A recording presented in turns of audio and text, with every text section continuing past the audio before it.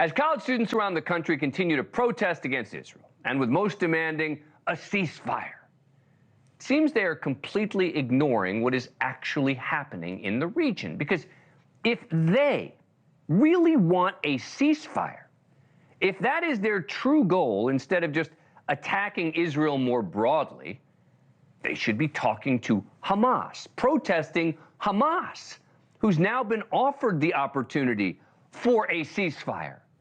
The very ceasefire that students, faculty appear to be calling for. And apparently Hamas is now just still considering it, right? According to numerous reports, the offer on the table had been for the release of 40 hostages.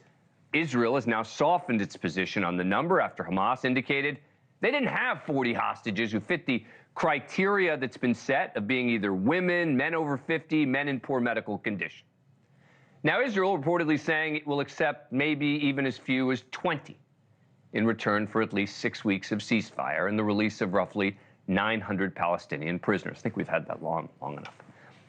And Israel has expressed a willingness for a full return of displaced Palestinians to their homes in northern Gaza, the withdrawal of the IDF from a major corridor that prevents freedom of movement, and following the release of these hostages, Israel is reportedly committed to a more sustainable long-term ceasefire. Now, whether this is a perfect deal for Hamas or not isn't the point. I'm talking about the protesters and the goal of a ceasefire. Why aren't they yelling and screaming at Hamas to accept it? Instead, while some of these students protest in support of Hamas, in true terror fashion, taking a page from the Al-Qaeda handbook, Hamas now sending out hostage videos of innocent Israelis. Why aren't more people talking about that? Like this video of Israeli-American Hirsch Goldberg Pollen, Hamas released on Wednesday. The 24-year-old was badly injured by a grenade on October 7th, kidnapped at the Nova Music Festival. We're only going to show you the image of the video. His left arm was missing from the elbow down, again, from Hamas, so he's clearly speaking into the camera under duress, as were the hostages seen in another video 3 days later. It's Omri Miran and Keith Siegel. Keith is also an American citizen. The two men were kidnapped from their homes. They're asking to be released, sharing hopes to be reunited with their families. Now, we aren't going to show you the videos because that's what the terrorists want, right?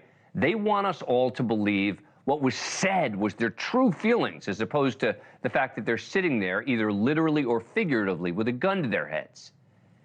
And then some liberal media outlets, don't want to call them what they are, propaganda videos. I mean, NPR whitewashing it, saying, Hamas has released a video showing footage of two captives held in Gaza as part of an effort to prove that the two men are still alive.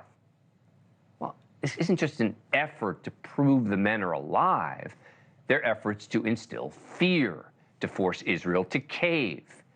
And again, no matter what you think of any deal that is on the table, we should all be furious and outraged.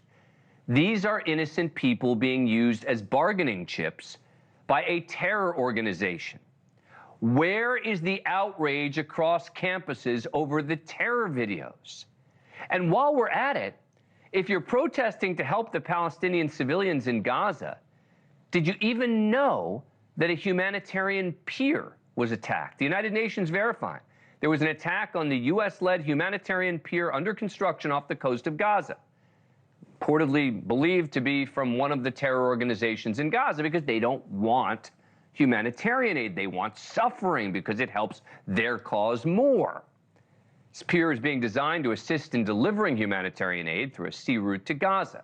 God, can you imagine if Israel was trying to blow that up? People are going crazy. Student protests, so it's the other side, so it's nothing. And they're also silent on this possible ceasefire and hostage deal. This could be the last opportunity for those kidnapped to be released and for a ceasefire to be implemented before this war gets much bigger, as Israel threatens to invade Rafah, to try to root out terrorists hiding amongst civilians there. An attack on Rafah will be devastating no matter what. No matter which side you're on, it's going to be a humanitarian crisis. Where are the screams and the cries and the pressure on Hamas to make a deal to help Palestinian civilians? Or is that not what this is about anymore? Thank you for watching. Go to newsnationnow.com to find NewsNation on your cable provider. And don't forget to click the red subscribe button below to get more of NewsNation's fact-driven, unbiased coverage.